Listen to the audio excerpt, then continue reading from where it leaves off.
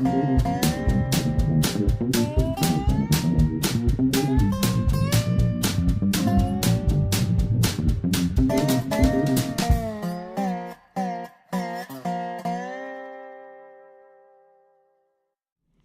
is Dave Monk, Prairie Monk, WEFT, Champaign 90.1 on your FM dial. And it's Dave on the board. And so, bright sunny day outside.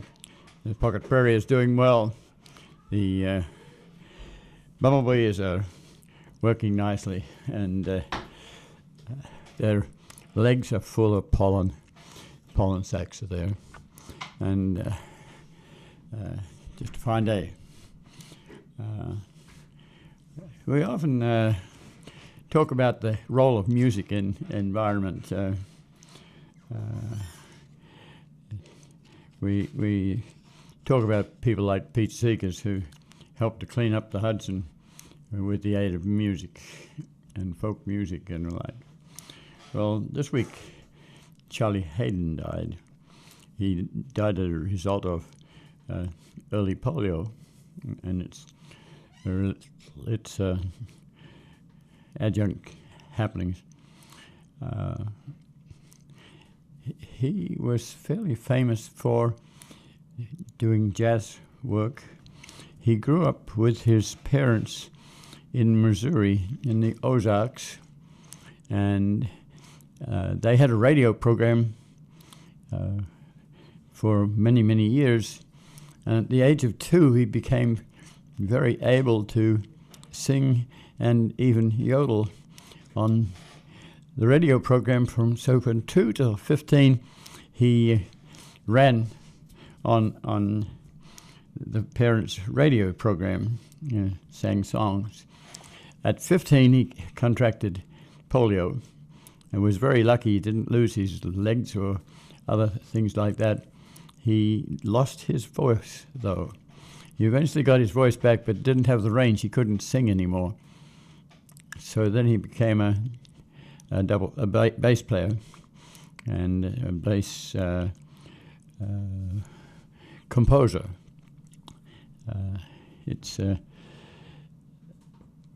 So for years he moved through different groupings and even oriented some of his music to his folk background, and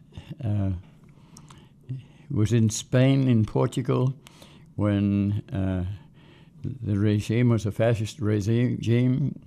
So at one stage he was popped into jail for encouraging many young people to have a different opinion, and so some of his things are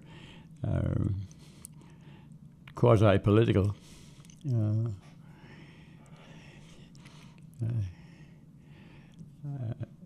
He was interviewed on National Public Radio quite a few times, and one of those times he was asked to sing a tune that's called Now Is the Hour, or The Merry Farewell. It's very hard to figure out where this tune arose. It seems to have been a Swiss tune, perhaps even a lullaby, but it is very well known throughout the world. In World War II, it was used as a last song that you sang before the troops went off to war. And in Australia and New Zealand, it was particularly common. The Maori people in New Zealand took it and wrote their own language into it, and so that is why it's called the Merry Farewell. So it's a song that has power, and he was asked to sing it, and he hadn't sung since he was 15, and he's now 76, just before he died. And he actually put it onto a record, and if we're lucky, we may be able to hear this. It's I heard it when I left Australia, when people left the country to go overseas. I didn't realize I'd be here for so long, but it's memory, and it relates to an encounter this week with Jim Bergen and his wife, who are American, who were both academically stationed here, but I got a sabbatical in Australia at Hawkesbury Agricultural College, where I used to teach. And so we were sitting outside of WEFT discussing some of the reminiscences we had about that institution. It's now become a red brick university on the western side of Sydney. And Jim and his wife live on the escarpment. I often talk about the plate tectonics of one plate moving over the other. So you have a Blue Mountains, which looks out over a plain where Sydney is and Sydney Harbour is. So they live on looking out over that plain, but their children are here, so they come by every once in a while. And so this song reminds me of home and where I grew up and where I taught. So can we see if we can to sing? Here's what led me to ask. You end the album with something called "Now Is the Hour." It's the title track of the record, and you say it's a Maori farewell song. How did you learn this song, and tell us something about it? It was a very well-known song during World War II because it depicted, the guy going off to war and his wife saying, when you come back, I'll be waiting for you, but we must say goodbye now. And I just love this song. And then I was speaking to Alan Broadbent, who's from New Zealand, about the song, and he said, that's a Maori folk farewell song. And I said, well, I guess that's where it came from, So I knew then we had to do it because Alan also was close to the song, and so we did. Would you sing the song as you remember it? Well, I'll try. Now is the hour when we must say goodbye. Soon you'll be sailing far across the sea. While you're away, oh, then remember me. When you return, you'll find me waiting here.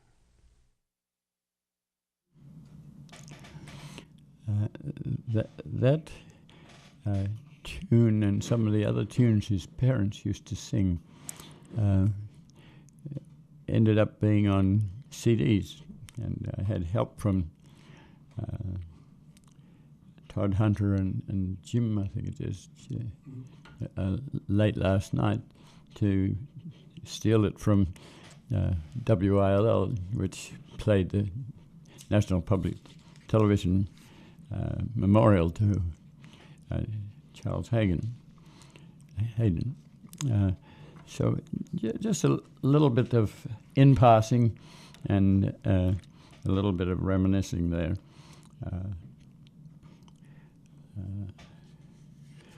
Tom Rudnick came by this week. It's interesting that people come by because what we've done over the years has been of interest and concern.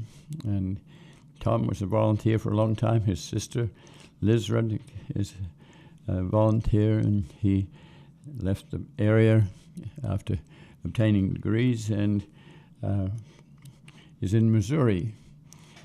Has two sons who are playing soccer and that age group, and we also reminisce. I have a little CRX, a little red CRX, which sits outside WEFT at the moment. It has taken me to gazillion meetings for a very low energy use. It's just been a wonderful resource. It's taken me in the last few days to the Kickapoo Trail, to the Savoyville Prairie, to White Heath and Clinton, and it's getting worn out, but it's been a tremendous gift from the Rudnicks. I'd visited them with another vehicle, and I moved off the road, as you can do in East Central Illinois, but in Missouri, if you move off the main road, you sometimes encounter things built on right up to the road, and I hit a railroad tie, and as a result, lost my vehicle, and we were given the CRX, and so just these little things come together and make you feel pleased that you do what you do.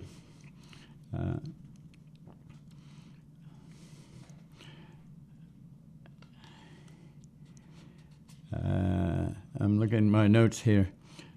I think I want to say something about South 45. South 45 at Savoy is going through conniptions at the moment. I don't know whether the conniptions are the word. Conniption sort of applies difficulties, but this is an attempt to put major power lines into the university. There's a substation just south of St. Mary's Cemetery on St. Mary's Road. You go south to the sustainability building, and it's sandwiched in between the sustainability building and the railroad line. Is a big acreage there, probably about 40, 50 acres, and this is a junction of a lot of power lines coming together. And it's also, I think, experimental, because it has a label on the outside which sort of suggests that this is part of that area of development on South First Street, where the various industries are encouraged to come in and do interesting things adjacent to the university. What's happening in South 45 is that we've had quite a good rapport with Ameren. The power line that is on the west side of the railroad line and on the east side of 45 is a very heavy-duty power line, and it will be, the wooden poles will be replaced by steel towers that are much higher, maybe more powerful, but the area had to be mowed. We were very pleased about that because it removed crud trees, and the prairies really didn't have a lot of trees in it. They come in when the drainage is, when the railroads are drained, when the roads are drained. A lot of these trees need water, but they don't like to sit their feet in water. So when you have wet prairies, which is sort of what we had in Champaign County, the trees did not come in and invade. But as things got drained, the trees can come in. So they were mown by a very heavy-duty pieces of equipment that could go to the top of a tree and go right down. They weren't huge trees, but some of them were 4 inches across. And when you mow that sort of tree down, it doesn't grow again. So we had a deal not to have any herbicide. We also had an agreement that the power line people would not move horizontally along the corridor, which really messes up the prairie. So this week I was down there with Adams, the advertising billboard company, because as we mowed, or as Ameren mowed, we got them to leave a rather interesting erect rose, which belongs to the prairie. It's reasonably rare, and we left it there, and so help me, 2 days later, the billboard company came along and mowed it. So we were negotiating about that. But at the same time, Ameren was there, and the billboard people were probably more concerned about the fact that a pedestal with a tower on it may affect their visual corridor. So Ameren and Adams got together in that sense. What Ameren is doing, and it's very visible and it's of concern, so people are calling me up. It has about 8 towers to go in, and each tower will have a pedestal about 6 feet across with probably about 40 bolts holding in the tower. The tower has to be put in with a huge crane. So what they're doing is creating temporary culverts that go into the ditch alongside the road. They put in a corrugated iron sleeve, which the equipment will move over. And we don't have a lot of notice for this, so we certainly will lose prairie where the pedestal is.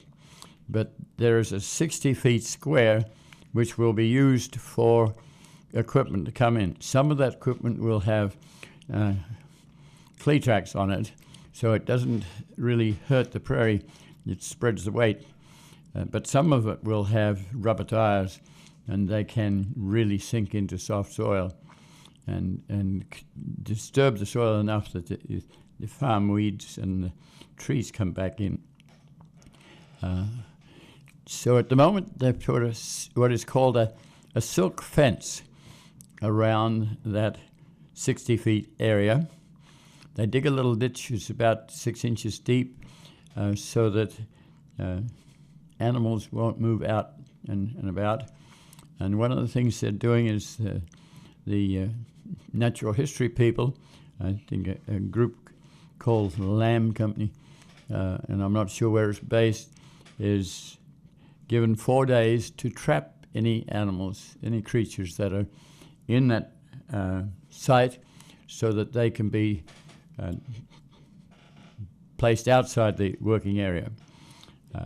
It's not assumed that there's a lot of those creatures there, but this is a part of the rules of the game, is that you make sure that you're not destroying the native habitat and the creatures in it. Once that is gone by, the silk fence remains, adjacent to the railroad line across the prairie to Route 45, across the culvert. And the culvert will be fairly wide. It's probably 30 feet wide, and it will eventually be made trafficable by the addition of limestone riprap, and that will be there probably for at least 2 weeks. We have the choice of taking plants out or risking that. Prairie plants have fairly long roots. Compass plant might have a 10-foot carrot underneath it. Little blue stem might have a mile of rootlets, and there's every phase in between. There are some plants that are like shrubs that could perhaps be lifted with a backhoe and perhaps transferred out of danger. And so we have this negotiation going on at the present time. And it's quite pleasing and pleasing to work with the subcontractors that are working for our Amaranth. Once the towers are up, another crew of linesmen will come in and put lines in. So if you're going down that way and you're kind of surprised to see a lot of activity, you'll know what it's about. And it's to our advantage. We don't own the area. It's partially owned by the Department of Transportation, partially owned by the railroad company. And we're pleased, they're pleased, the railroad company is pleased, and Amaranth is pleased. So that's positive there. We lose a little bit of prairie, but we hope that over the generations that prairie will remain. But it will need a lot of attention from a lot of people over those generations, because it's very easy to move in on a prairie and take it out. It's regarded as weeds by many people, and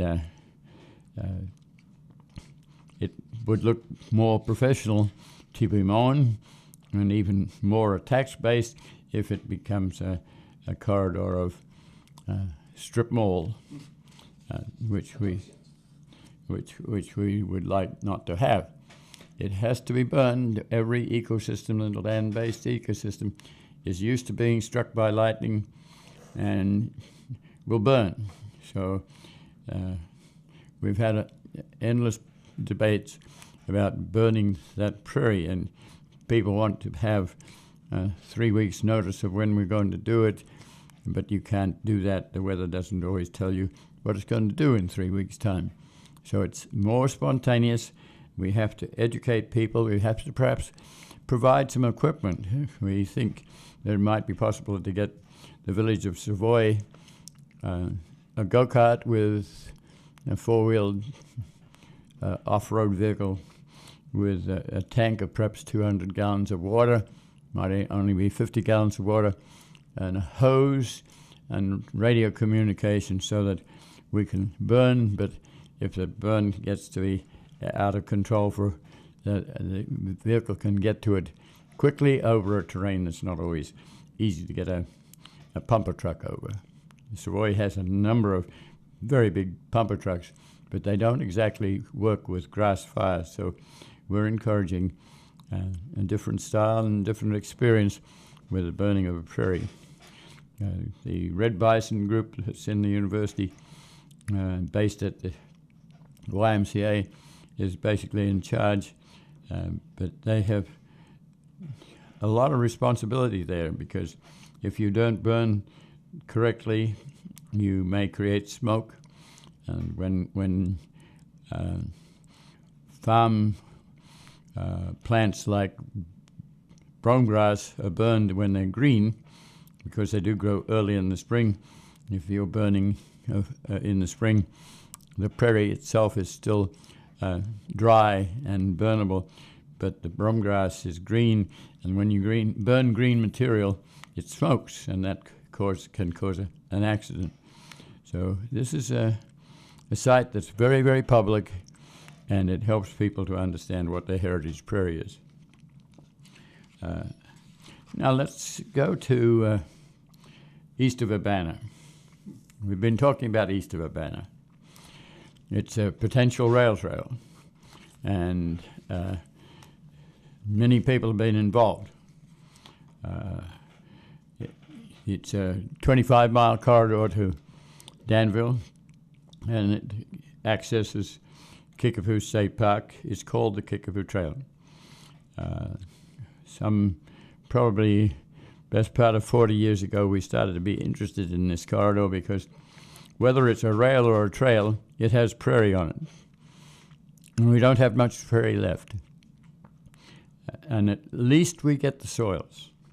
So the traffic for recreation to Danville goes along Route 150, and this corridor is adjacent. The railroad actually came first, and the road paralleled the railroad line. Route 150 is being widened, or it's being upgraded. And let's go back in history. So we watched this corridor for many years. People like Kendi have looked at the strip mining, the date of ponds, the regrowth of vegetation in ponds, the sulfur content, the gob piles, just a lot of things. Vermilion County has a terrain that's much more rolling and much more interesting and much less valuable for corn and soybeans, but it's where people end up going to Kickapoo State Park and the Vermilion County Conservation District areas.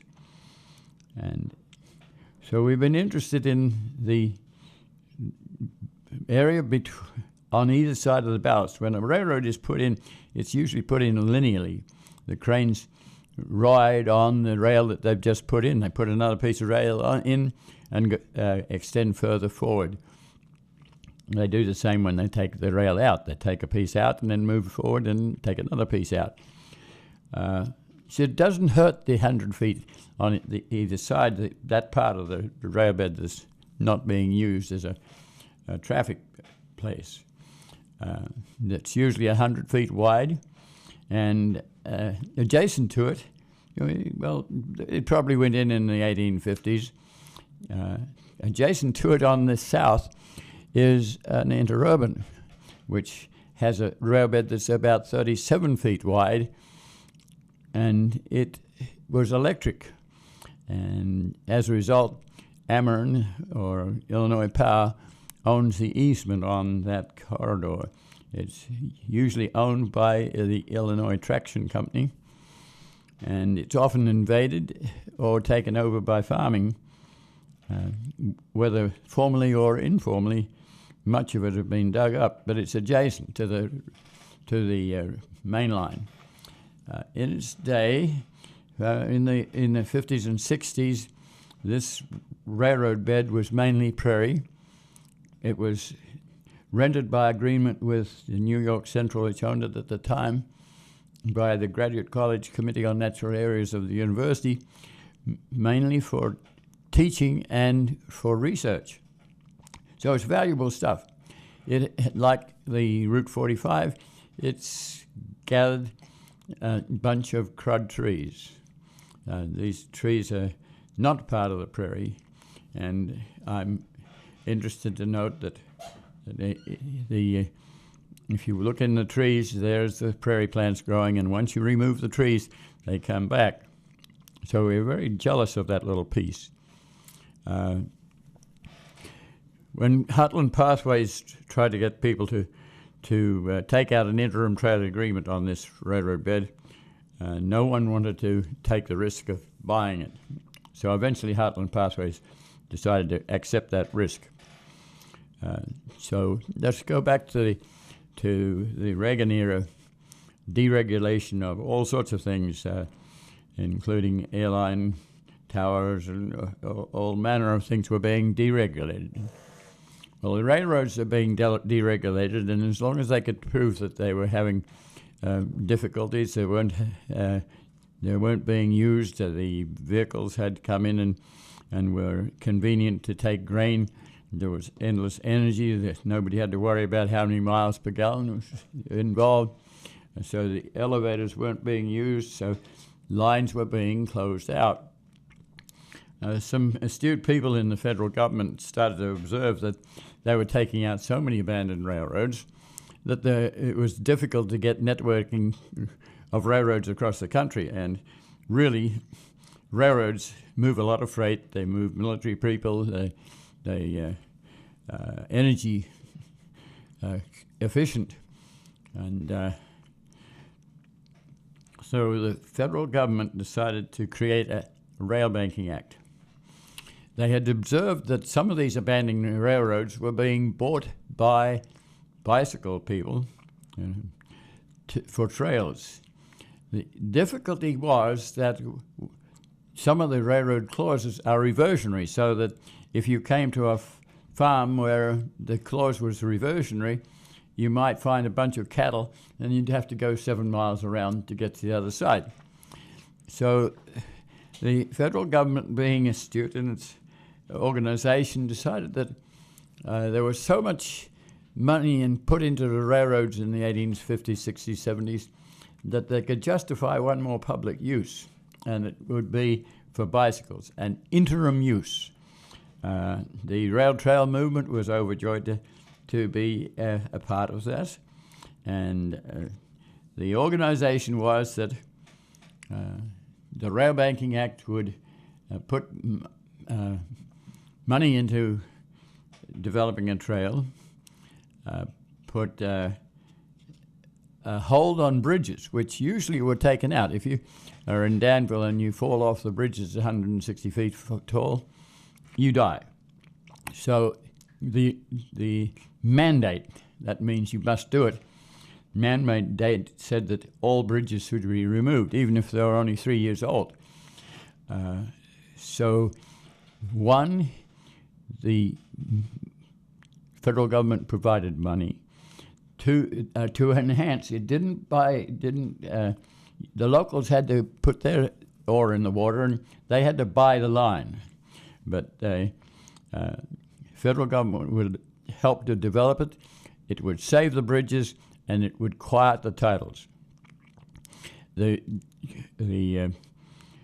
Rail Banking Act is administered by Surface Transportation, and that's like the Department of Transportation for the federal government.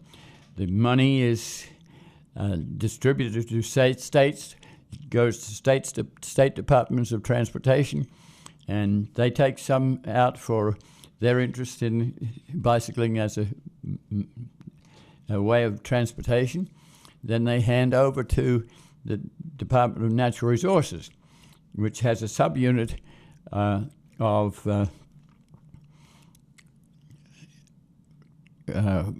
bikeways and greenways. Well, for Heartland Pathways, which was doing the negotiation, it doesn't matter whether it's an active railroad line or a rail trail, we still have the prairie. The number one reason for Heartland Pathways taking out that agreement was for the prairie, then, and also for rail banking. So prairie, rail banking, prairie, and recreation as a trail. And we started out, we had a certain time to gather up the money that was needed for a bridge over the Union Pacific at St. Joe, east of St. Joe. And we basically had already bought 33-mile railroad bed, so we knew that we could acquire that land. And we went to the cities to get a footprint for support, and we went to the Champaign County Design and Conservation Foundation for support. They're a trust, and they felt like they would be very helpful in getting this into action. They were very pleased that we'd made the move. We had a handshake agreement to share, but our way of thinking was a little different from theirs. We wanted a group to control this bed, which is more than just a park district or forest preserves. Logically, the park districts and forest preserves were a convenience because they're established and they could do fundraising. They had a tax base, and so eventually it was put into those agencies. Urbana Park District had an involvement, and the Champaign County Forest Preserve and the Vermilion County Conservation District had an involvement. We were told by Norfolk, the Conrail, which by this time owned the line, that to do it very quickly, or the railroad companies that were interested had the ability to buy. And they were interested because if you look at railroading, the fast track that's going in between Chicago and St. Louis is 114 mile an hour. It's not a bullet train of 250 mile an hour. It makes two tracks so that freight trains don't have to be held up by passenger trains, which don't make money, and freight trains do make money. The passenger trains make sense, but they're always heavily subsidized. And so if they're on a single line, you have to park your passenger train while the freight train goes past, and it's awkward. So if you come to halfway house, it's Bloomington. And Bloomington is this railroad line that goes right through to Indianapolis. So you can see that with the aid of interim trail use, you could get to Champaign, you could get to Danville, you could get to industry. If somebody wants to put in industry at a place like Fithian, then it could happen. So if you look 100 years down the line, this might be a very useful corridor. It's been consumed or taken out east of Urbana, between Urbana and Crawfordsville, but it's active from Crawfordsville into Indianapolis. So it has potential. There are other parallel railroad lines you can use, but you have to think about population at Bloomington, population at Champaign, and industry at Danville. And so you're looking for a future. And the railroads might be regarded as antique by some people, but they're doing very well. And I'm watching 200-car trains go past Champaign at the moment. Sometimes they have two engines on the front, an engine in the middle, and an engine on the end. if you have a heavy train. There's a lot of research going on that if you want a train to get from Los Angeles to New York with least wind resistance, you make all the pods or the cars the same height so the wind doesn't stop you. The University of Illinois has just got something like $4 million to do further research on railroads. The railroad companies are doing well. They may not necessarily know what to do. They're not like Europe or Formosa or Japan or others where there's a lot of population. We were spread out. In the Midwest, there's a long distance between towns, and there's not a lot of industry out there in the boondocks. So it'll be a while before the railroads decide how to have trains that are intermodal trains that can come apart, trains that don't put railroad cars together and hump them together and move them by individual cars. You put pods on an existing train, which never comes apart unless you want to break it into a 7-unit that you send out to a factory and bring it back in. So there's ways of making connections to short lines which we have to go through yet. We have local concerns like does scrap steel go out by rail or does it go out by semi-trailer? So at the moment we have a new outfit for recycling on Route 45 North, and it's taking out steel by truck. It may go to Danville and then go out by rail, but we have to think about those things, and we're not quite ready there yet. In the interim, there are about 1,500 of these rail trails, and they're very popular. And that's a problem because it makes it hard for a trail to be replaced by rail if the public is going to get all upset about you taking out a trail. So going back to the area between Urbana and St. Joe, the railroad company has been superseded by interim trail use agreement. The state has received some of that enhancement money, perhaps added some of its own, and it's ready for development, but it's going to take about a year to plan that. In the meantime, the Department of Transportation has decided to augment its road. It has already asphalted most of the area between Urbana and St. Joe. That in itself is quite an achievement. There's a little piece just east of Urbana, which is a real bird bath. A bird bath is where water accumulates. Well, this is a lot of water accumulating.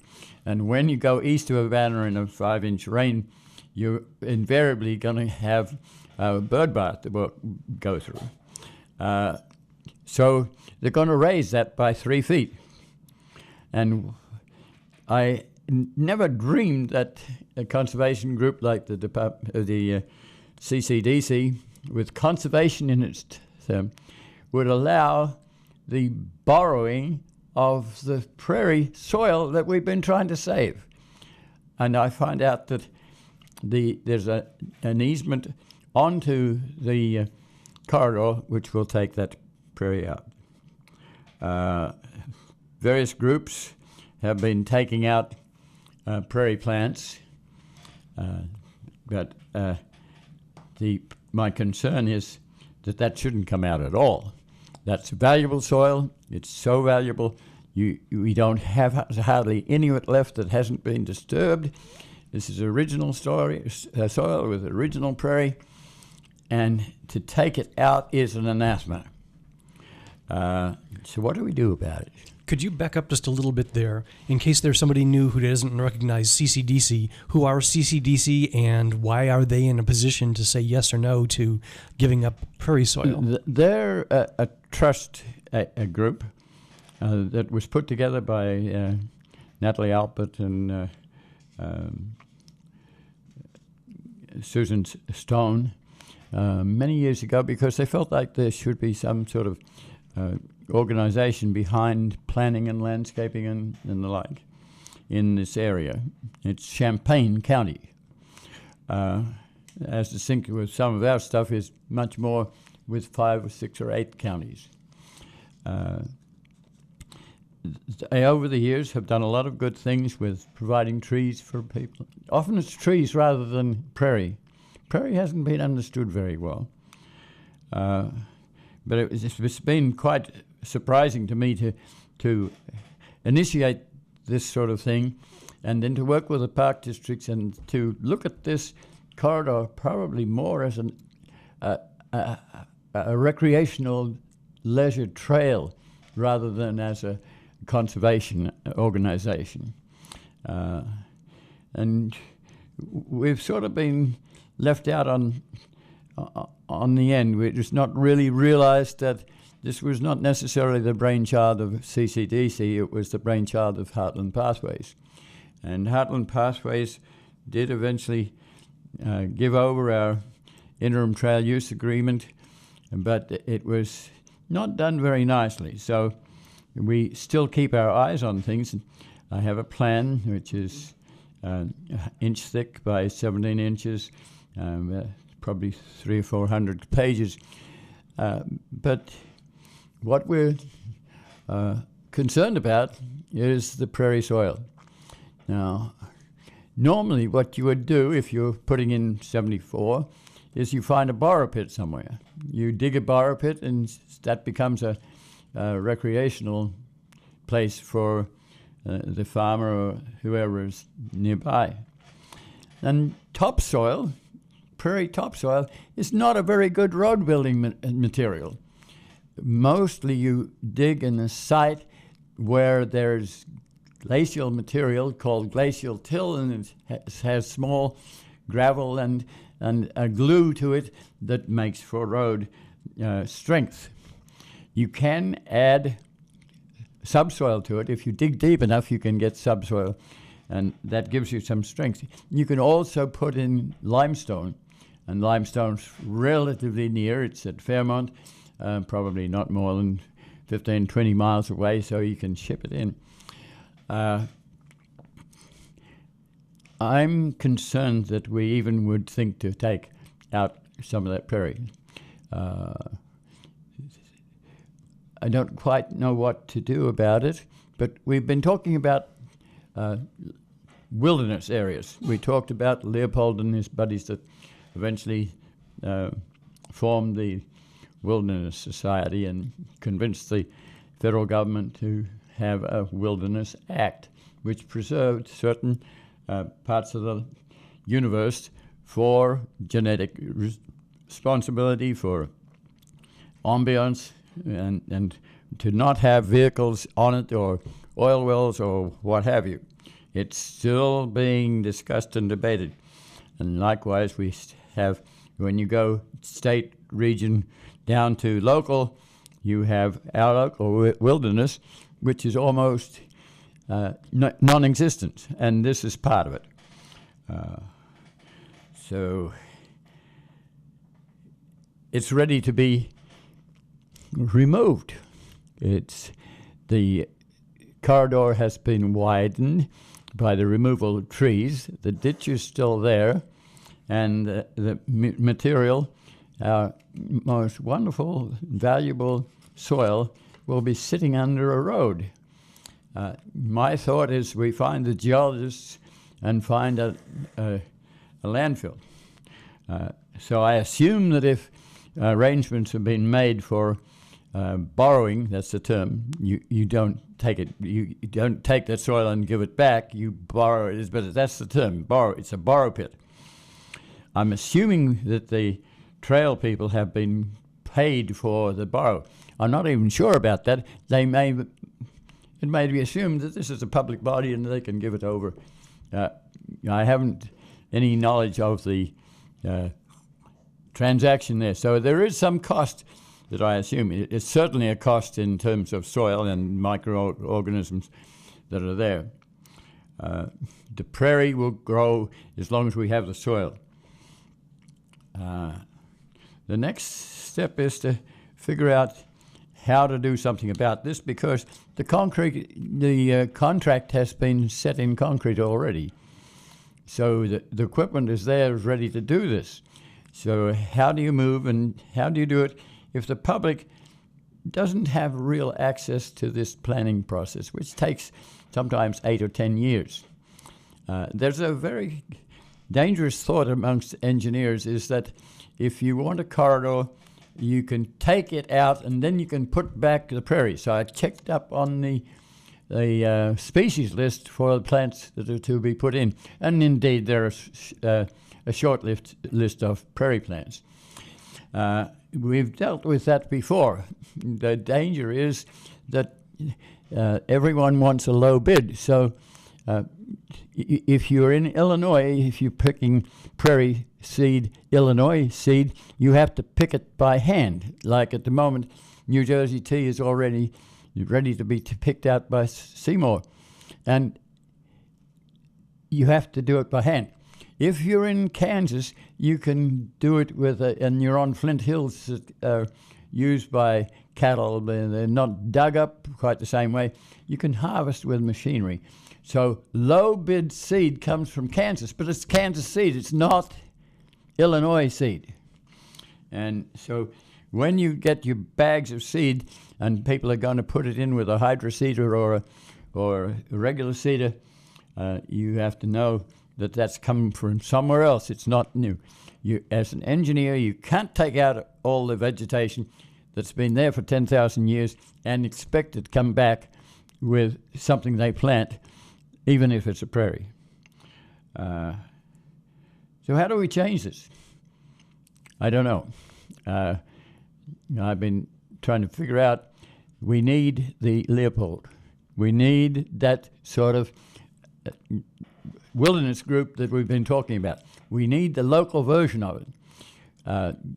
We need a small group, perhaps, of dedicated people who are going to create an organization like the Grand Prairie Friends, which goes on into another generation and another generation for 500 years, so that you can take a biochemical out of this soil in the future. Or using the internet. Do you get on the internet with Facebook and Twitter and you tell the population? I'm not sure you can do that because the population doesn't know what a prairie is, basically. That's why we got a little prairie across the road, is to let people know what it is. The other thing is to go to the source of this, the Department of Transportation, the Department of Natural Resources, the Nature Conservancy, the Prairie State Conservation Coalition, and raise awareness. You can go to the governor's office. You have to realize that if you do this, you're talking about politics, and you're talking about a governor that is looking for reappointment shortly. So how do we talk to the industry, and how do we do this without destroying people's lives? This is people's work job. This is people who drive the bulldozers and the vehicles and do the work, and they're out there. And do we ask for a hold on this while we think about it? How long do we have to think about it? Is it a matter of hours or days, or and how much is lost if we stop the contract system? So we also have to have suggestions. And I think we have to enlist the geologists to find us Yankee Ridge moraine that has glacial till on it that can be provided instead of digging up the prairie, and it's more responsible as an engineering device to put under a road. So I think we have to do our homework and make suggestions, because other suggestions may not be forthcoming because there might not be the funding to do it. That means we might have to raise funds for ourselves to ask the question, and ask for a hold while we consider whether we should, as a public, as a worldwide group of people, do we want to dig up the last little pieces of prairie that we have? And we're also asking the Department of Transportation to not do this all over the state. It happens everywhere, whether it's in Monticello or Clinton or in northern Illinois. It happens, and there's a little bit of willingness to be recognizing the nature, but engineers often have not received a lot of training in biology or sociology, if you're talking about picnic grounds and cities that you move through and what and the like. We are also a little bit feeling strange that plans come to us more or less as a fait accompli. There's not a lot of involvement of the general public in this. The last session of this nature that I went to, the person who was talking about bicycle trails was a historian who was there by happenstance to talk about trails, but he wasn't part of the trail organization. It's that level that we want. That was a few years ago. Champaign-Urbana was looking at the overall planning for the future, and a lot of people got involved. It was amazing the organization was brought in to try and put this together, that so many people were interested. They started to fall off after a while because sometimes it gets back into the hands of a few people who make the decisions. And so I'm looking at the time, 3 minutes. So I'm looking at petitions. I'm looking at people who are involved. We need to have many of these sorts of situations have an authority. That means a group like the Leopold Group with Wilderness Society. We need our Wilderness Society supervisors. We need to find those geologists and others that could understand what we're talking about, and we need to find the botanists like Jack White and others who know what we're losing if you put this prairie under a road. And I beg you to be interested. I'll give you a phone number if you want to catch me, 351-1911, 351-1911, area code 217-351-1911, and we may need to have meetings about this very quickly to see if we can't save that element of prairie.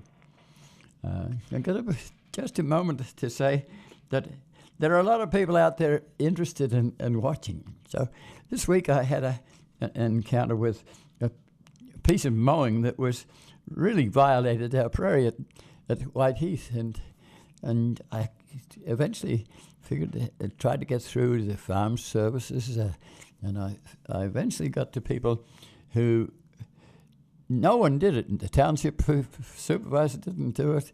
And eventually we found the person who did it.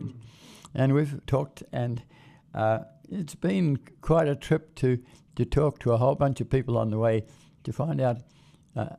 And this is someone that just volunteer mows. Mowing is a syndrome. Mowing is something you do to make things neat. And even though we talked about this little piece, the first question was, do you have any other mowing that you need done? And we say, yes, we mow sometimes as a sense of controlling our territory, but we really don't want 16-foot mowers. If you're in Iowa and you want small mowers, you wait till midnight, and it's called a midnight requisition. They take the big tractors and bring back small tractors, so you don't mow a 16-foot swath of bush hog. You mow just down to the ditch, and the prairie plants remain. So I think we're... Okay, this is Dave Monk, your Prairie Monk. Thank you for listening.